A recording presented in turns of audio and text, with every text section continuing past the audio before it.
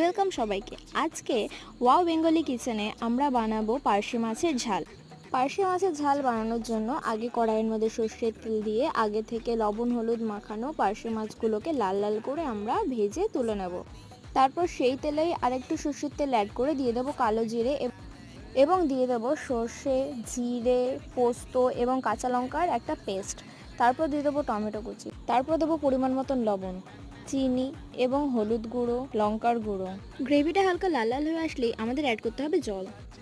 জলটা ফুটে আসলেই তার মধ্যে আমরা দিয়ে দেবো চেরা কাঁচা লঙ্কা। তারপরে আমরা এক এক করে পার্শে মাছগুলোকে ছেড়ে দেবো। এক এক করে সব পার্শে মাছগুলোকে ঝোলের মধ্যে দিয়ে দিলাম। তারপর ওপর থেকে অল্প ধনেপাতা কুচি অ্যাড করে নামিয়ে নিলে রেডি আমাদের পার্শে মাছের ঝাল। শেষে সর্ষের তেল অ্যাড করতে ভুলবেন না কিন্তু। আর হ্যাঁ, এই রেসিপিটা বাড়িতে ট্রাই করে মাস্ট আমাদেরকে কমেন্টে জানান যে কীরকম লাগলো। এরকম আরও টেস্টি রেসিপি পেতে আমাদের চ্যানেলটা সাবস্ক্রাইব করতে ভুলবেন না কিন্তু।